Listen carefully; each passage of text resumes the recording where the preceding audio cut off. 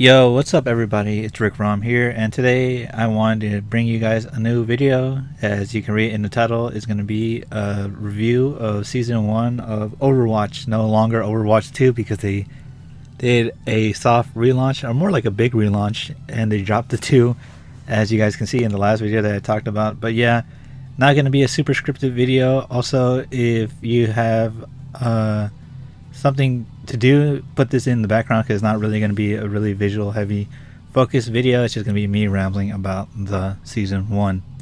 But starting off, they did kickstart this with, like, the biggest thing in my opinion is the new 5 heroes. What was it? Dalmina, Jetpack Cat, Mizuki, Onrun, and Emre. And I gotta say, man, they were all pretty cool. They were all fun. They were all amazing. And even though Jetpack Cat is I didn't start playing her until like the very near, like the end of the season. Really only started playing Jetpack Cat like during around the April Fool's event. I bought the skin and I was like, you know what, I'll just do that. But in short, all 5 characters are pretty cool. I'm really glad that they had one character for each class, or enough to make like a whole 5v5 team. So if you're playing tank, you can try out Dalmina. DPS, you can play Omre and Onrun, and then in healers you can play as Mizuki and Jetpack Cat. But starting with Jetpack Cat, you can see some gameplay right here in the background, and I liked her. She really is like a really fun character. It's just like everyone thought this was gonna be like, what's they called, Jeff the Landshark from More Rivals. But in my opinion, I think Jetpack Cat feels more like the Forge Guilty Spark from Halo. If you guys ever played Forge in old school Halo with the little like hovering fucking robot, you know, Guilty Spark or whatever, the Forerunner shit. That's what Jetpack Cat feels like. You're gonna be hovering around the map. I've never felt like such a freeform character, which is why she's banned in most competitive play. But we'll get back to that in a little bit. But yeah, she was pretty fun. Her healing ability was pretty cool. She's like basically like a rescue helicopter. She can pick up characters, drop them off, and for her ult, she can, you know, drag someone out of the map or drag someone away, kind of like Jeff, but in a less fucking crazy way where you're not going to get like team wiped by it. But yeah, Jetpack Cat was the character I played the least from the new 5, but I thought they were pretty cool. I thought it was really funny, and even though they said in early Overwatch development they were never going to make that character, they ended up making her because she was going to be like a good like meme character in a way, but it got a lot of people to play that new season of Overwatch. Then there is the second healer that I think was pretty underrated, but honestly I didn't see how well they use a lot of this new healer until I played competitive, because this season I did play a lot of competitive. But like I said, we'll get back to that later. But Mizuki is the second healer that they added in the new season, and I thought he was pretty cool. From what I heard, this is like the voice actor's new start out role, and I'd say Mizuki was pretty good. Voice acting wise, design wise, I think he could be a little bit better. I didn't really like the old skin they gave him for this season, but I hope they give him a lot more cooler shit. I did like his robot arm, his healing like hat, and his fire. His fire is a little tricky to get used to, but if you can learn to do like some ricochets or some bouncing off the walls, or just straight up hit people with the buzzsaw, I thought it was pretty cool. His ult is pretty like good. It's actually very useful in a lot of you know how I say, firefights in there. Like, it does a good amount of healing. It kind of reminds me of like Invisible Woman's what's it called, like healing like all in Marvel Rivals, where it's like a big giant circle. But in this one, it like negates a lot of projectiles, and it heals your opponents. Not your opponents, it heals you from heals your teammates, is what I meant to say. And I say it's pretty cool. He even has like this like tether grab where he like kind of just like chains up like the opponent so they can't move. So like if you're a Pharaoh trying to like jump away, or Tracer trying to rewind, you just hit them with that chain, and like they don't fucking they don't get a move. So that was pretty OP. But the cooldowns for him are not that amazing, but they're also not terrible. Like, I really wish they give him like a third round of like the hat throw, because I feel like his healing potential is a little bit not as good until he gets the ult. And his firing rate, like, I really hope that his firing rate, it's okay right now, but like I hope that like the longevity of his, I think what I mean to say is like his range of his buzzsaw doesn't disappear after like one bounce and like some change, you know. But Mizuki, I'd say if you don't if you don't ban Jetpack Cat and I guess another different healer, he is a monster in competitive play. You see a lot of people doing a lot of crazy trick shots, and his ult is very useful. It's actually pretty insane. Although it's not as powerful as the Invisible Woman ult in Marvel Rivals, if you can utilize this shit really well, it really can turn the tides of a lot of matches, which is why I see him have like a high pick rate in competitive. Even though in like casual play you don't really see a lot of people use him, I'd say he's really well rounded as a hitter. He has some ups and downs, which most characters in this season pass do have some ups and downs. But like I said, I really wish that they'd give him like a third round of like the healing hat thing. But you know, maybe that'll be a perk in the later season. I didn't really get into perks in here because I know it really does change the characters, but it was really up to you to change what you want from the characters. But yeah, I think Mizuki is a great addition. I just hope to give him better skins, man, because this season I tried to get a skin for everybody of the new characters, and I really like playing him a little bit more than most of the new 5. But man, he needs better skins, and I kind of miss having like a cool unlockable skin with the new characters when they come out and not just recolors. But his like other skin was like a $10 or $20 like casual wear skin I didn't really like. But I say he was pretty fun. I really liked him, and I think he is a great addition to the cast.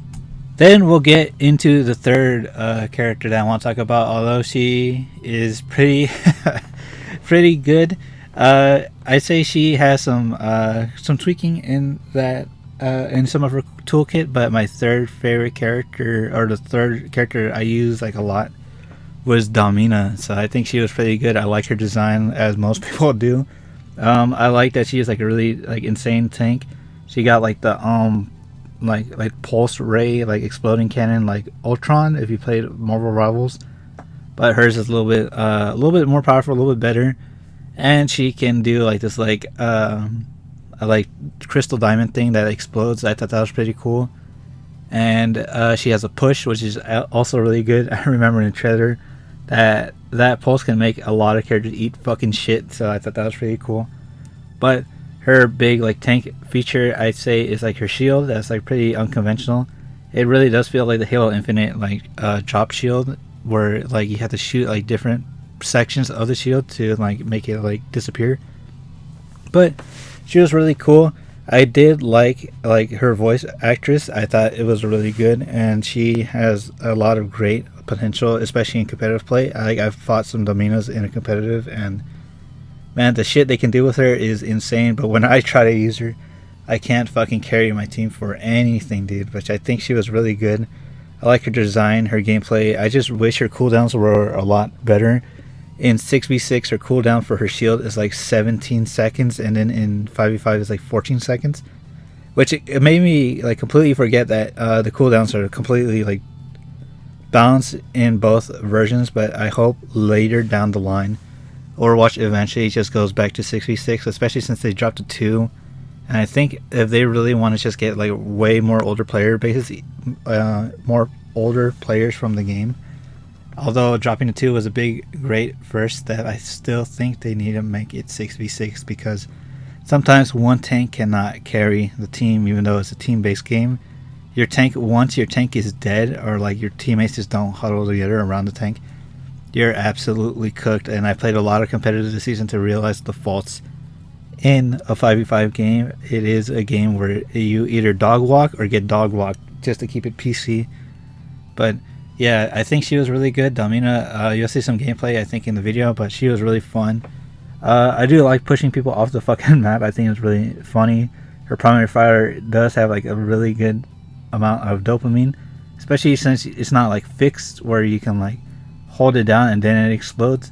You can hold it down before it explodes and just restart it, but it really does pay off when you hit it with the final bit of damage. But yeah, Domina is a good character. I liked her design, and I think she's really great. Now, even though I did like how do I say, I don't remember, did I do a Casual Wanderer video? But Onron is the second DPS character that they added this season, which had like an early access, like most characters do.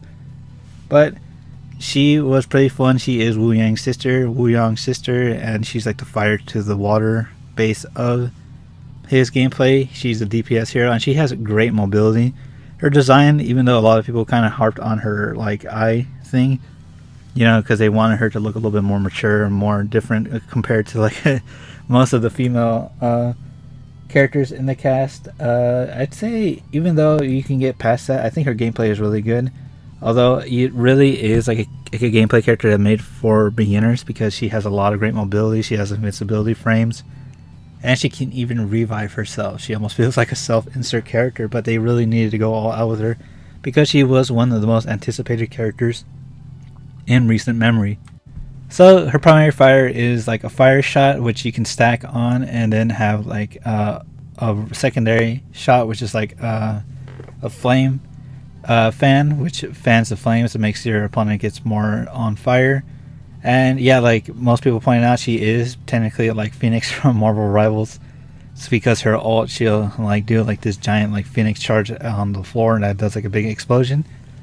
And also she does like teleportations, but she is differentiated by like having like a type of sprint that kind of like lights people on fire, which you get 2 of those. And then the E is like the, you know, like the type of like fast hitting move that even Sadlock has on Marvel Rivals, but with her it's more of like an ability. But yeah, it's amazing to see how much we come from like since Overwatch 2 to now.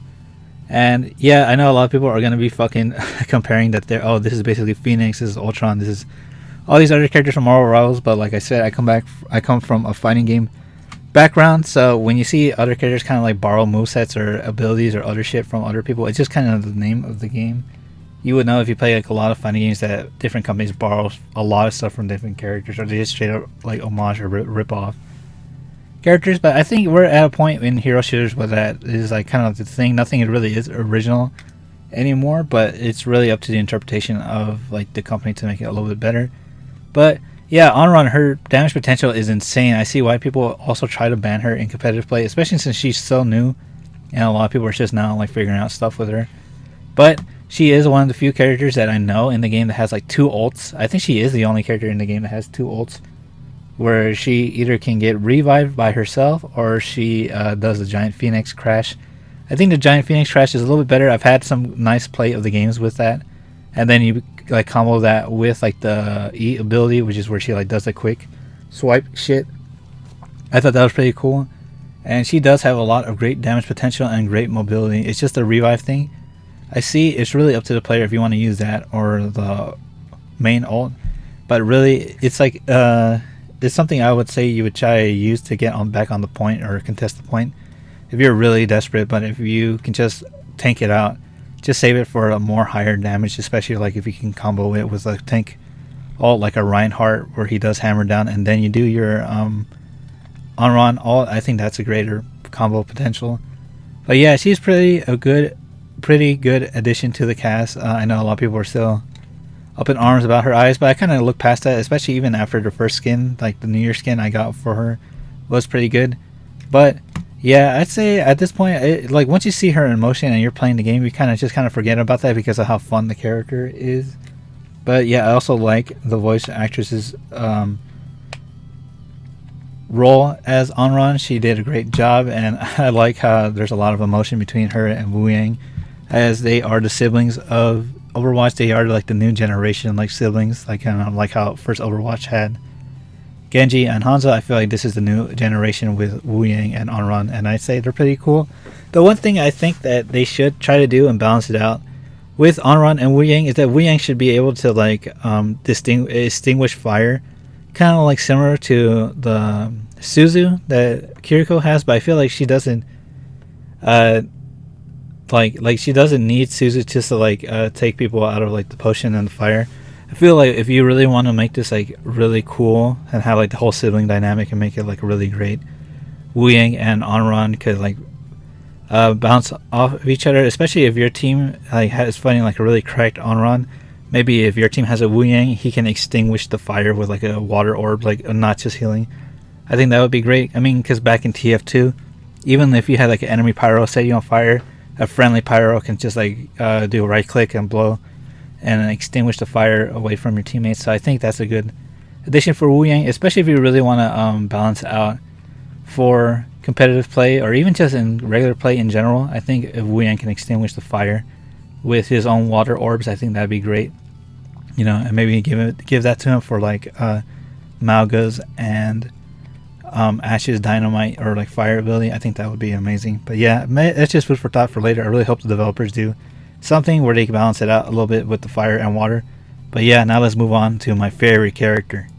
So the man, the myth, the legend, when I first called it and I saw the reaction, holy shit, Emre, dude, he is the fucking guy, dude. He is the most badass character of the 5.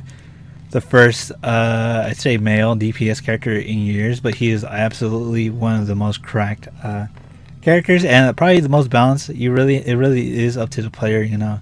But he is just exactly what everyone thought he'd be. He is a fucking Halo character. He is the battle rifle from Halo with like the sidekick pistol, and he has fucking frag grenades and plasma grenades.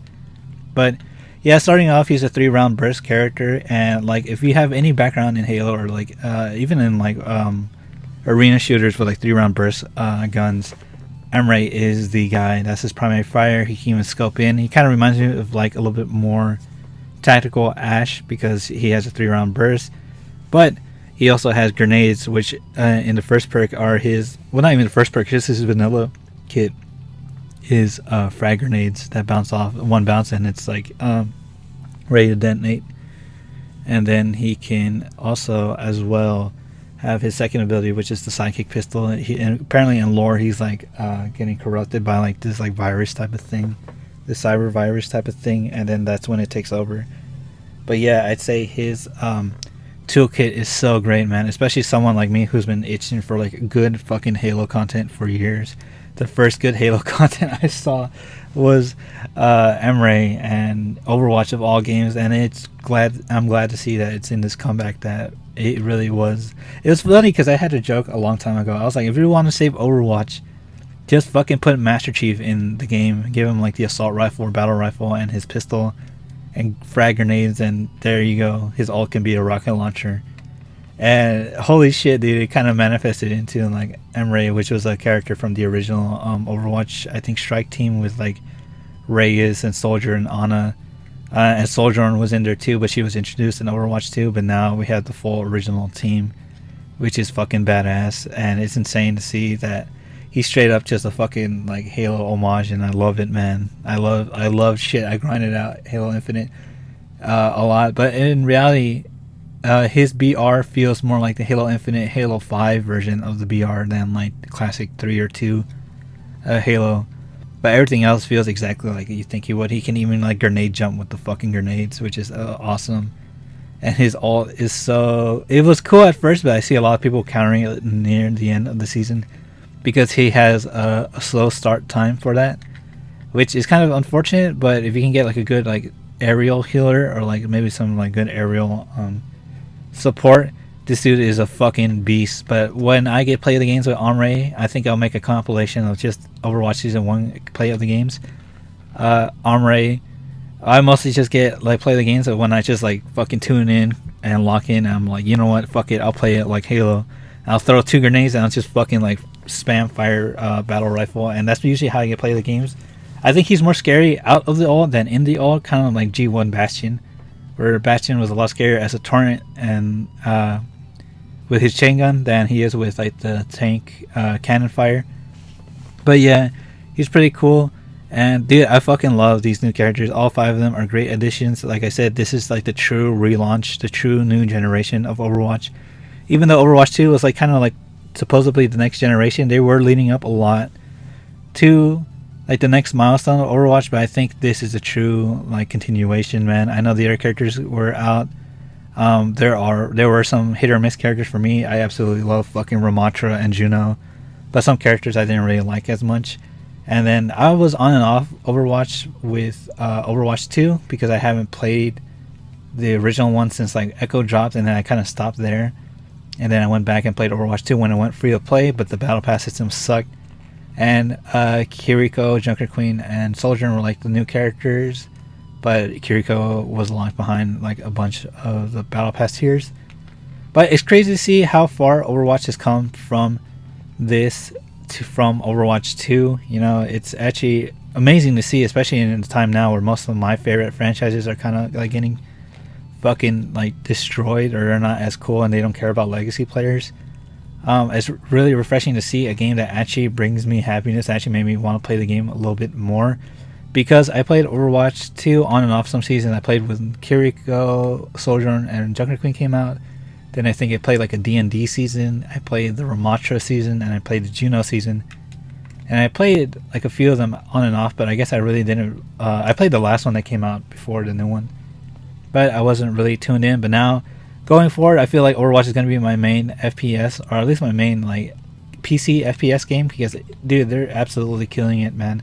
And when a company does good, I don't mind dropping some of my money on there, because they absolutely earned it, man. And they earned all the players that they brought back, and all the players that stayed from the new season. They had 2 collabs. They had the Sanrio collab and the Nier collab, and a lot of people from what I've seen on Twitter have stayed. And they also just found a lot of cool shit in there, especially now this game is way different than it was back then. Even from Overwatch like 2 vanilla, where they actually have like perks. There's a lot of shit to do. I don't play Stadium, but I know a lot of people do like it. But me personally, I don't have the patience for Stadium, but it's great, man.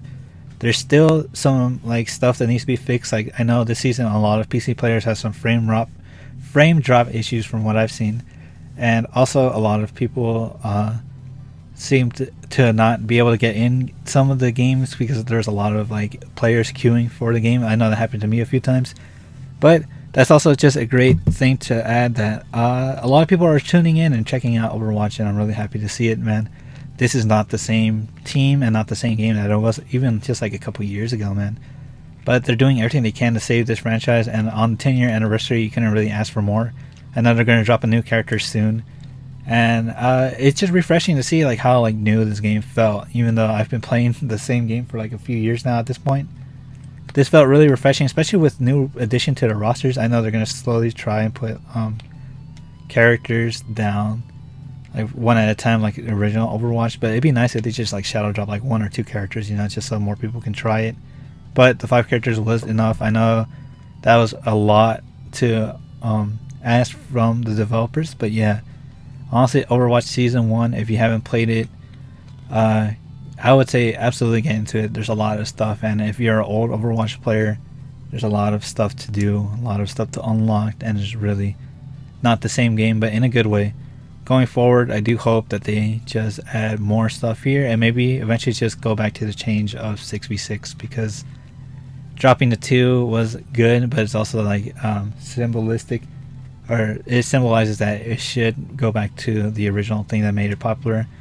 But yeah, 6v6, hopefully that's the mainstay, or at least that's going to be the main way to play it going forward. Maybe that's something they'll think about later. I know 5v5 does have like its perks, but also its fan base, but I think Overwatch should stay a 6v6 game. Roll queue is going to be something that's always going to be a thing, especially for Overwatch. I think it makes more sense here than in Marvel Rivals. But yeah, this has been a RicRom. Absolutely loving the new Overwatch relaunch, and as I always say, if you like the game, it doesn't hurt to support it, and this is a game that I'm absolutely enjoying. And I actually finished the 200 tier battle pass stuff. I usually stop at like level 80, or like when the last of the cosmetic stuff happens, and I don't really unlock the rest of like the prestige tiers, because it's just like name titles and shit. But this is like the one game where I'm like, damn, I'm gonna absolutely grind it out. And this was the game that I played. This was the season that I played a lot of competitive games here. I'm even 1/3 of a way to get gold weapons, at least for one more character. I might start with my legacy characters like Diva and Reaper, and then work to Ramatra and Juno. I know competitive is a cesspool. It really isn't the best way to play Overwatch, but since like the player bases went up, there's a lot of people playing competitive, and I'm really happy to see, because in the past few seasons, I could barely even find any games, man, especially with people that are already like up in the ranks. It took me like fucking minutes to find a game of competitive play. I mean, and you know what? It's insane. I've caught myself playing this game more than Marvel Rivals this season, and I don't regret it, man. Overwatch has been killing it. I still love Marvel Rivals, but Marvel Rivals right now is going through like its own fatigue. But Overwatch is really great. I hope everyone gets back into it. I hope those of you who kind of like stopped paying attention, actually just eventually gets back into this game, and you know, it doesn't feel as cloudy and jaded anymore. It feels like there's a brighter future for Overwatch. This new team is absolutely killing it, and I'm going to give them their flowers. When games can captivate you or rekindle that fire, I absolutely don't mind going back and giving it its flowers. There's a lot of other games that I wish they could. For example, I wish Street Fighter 6 and Tekken 8 would do a little bit better with their player base, but it just does not seem like that's the point, and they look like they don't really give a shit about legacy players. But if in some miracle in their next seasons they do, I'll give them their flowers, you know. But this time it goes to Overwatch, which is something I never thought I'd say. But yeah, I hope you all enjoyed the video. Share some quick insights, share me some comments and thoughts on what you thought about this season, about Overwatch. Maybe since this one's coming to close, maybe you could tune into the next one. But yeah, I hope you all enjoyed the video, and absolutely check it out. Give a like and subscribe if this is the first time you've seen me, and I hope to see you all in the next piece of content. Goodbye and take care, warriors.